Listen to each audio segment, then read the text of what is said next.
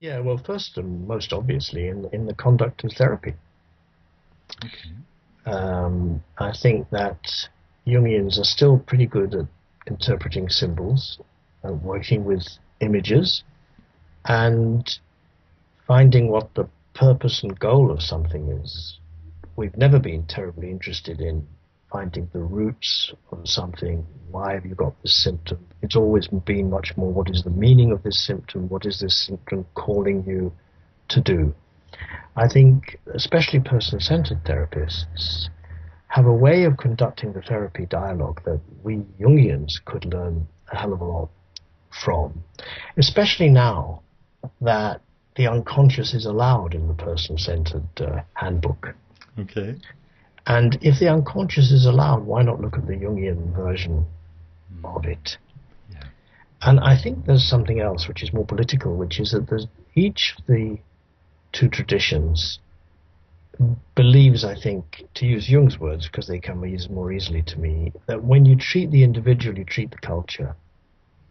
Yeah. That there isn't a person isolated from the culture, whereas psychoanalysis or behavioral therapies, I think they do assume there is a person who is sealed off, can be isolated, put in the spotlight, and treated.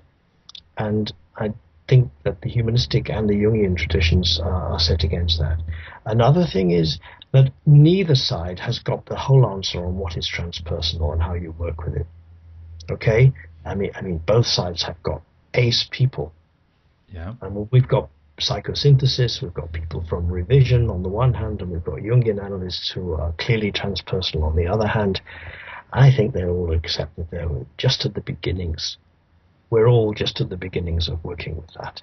Again, to go back to UKCP, we've had a transpersonal psychotherapy faculty for 18 months.